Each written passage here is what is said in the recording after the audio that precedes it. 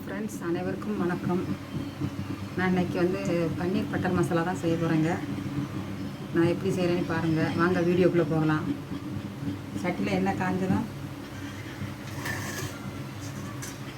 பட்டை, கிராம்பு, ஏலக்காய் போட்டுக்கிடுங்க.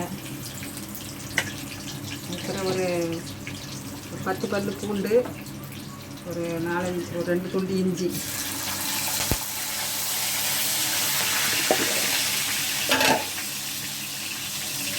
அப்புறம் பொடிசாக கட் பண்ண வெங்காயம். இந்த 1/4 கிலோ அளவுக்கு பன்னீர் எடுத்துருக்கேன். இந்த பன்னீரை ஸ்கொயர் ஷேப்பில் கட் பண்ணிவிட்டு அதை சுடு தண்ணியில் போட்டு எடுத்து வச்சுக்கலாம். இது வெங்காயம் நல்லா வதங்கினதும் தக்காளியை போட்டு நல்லா வதக்க வேண்டியதான்.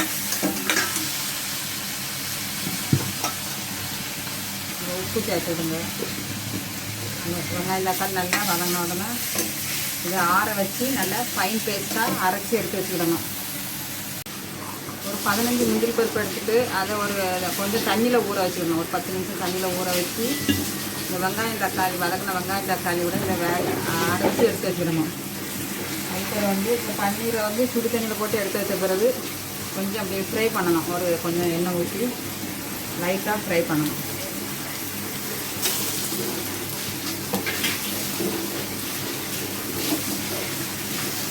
ஒரு பேனில் லைட்டாக ஃப்ரை பண்ணணும்.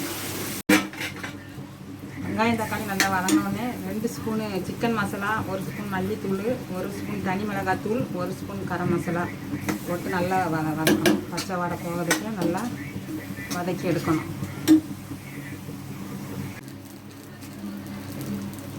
இந்த ஊற வச்ச முந்திரி, இந்த வெங்காயம் தக்காளி எல்லாத்தையும் நல்லா ஃபைன் பேஸ்ட்டாக அரைச்சி எடுத்துகிட்டு வந்துடணும். அரைச்சி எடுத்துகிட்டு வரேன்.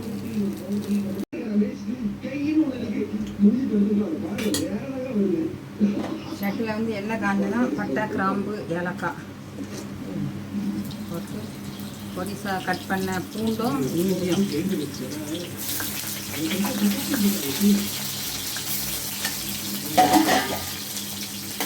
போட்டு நல்லா இஞ்சியும் பூண்டு நல்லா வதங்கணும்.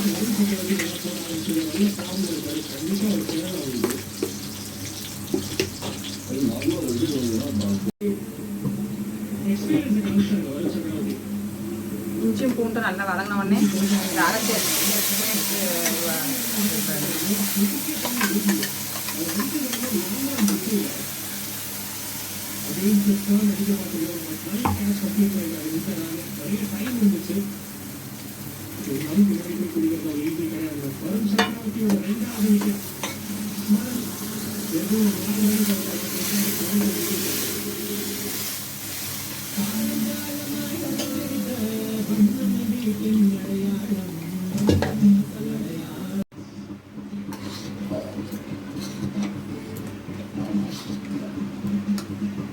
ஃபைனலாக 1 ஸ்பூன் நெய் ஊற்றிட்டு இறக்கிற வேண்டியதான். பாருங்கள், சூடான சுவையான பன்னீர் மசாலா ரெடி. இந்த மெத்தடில் செஞ்சு பாருங்கள். நல்லா டேஸ்ட்டாகவும் சுவையாகவும் இருக்கும். இது நைட்டு டின்னருக்கு சப்பாத்தியும் பண்ணியிருந்தான்.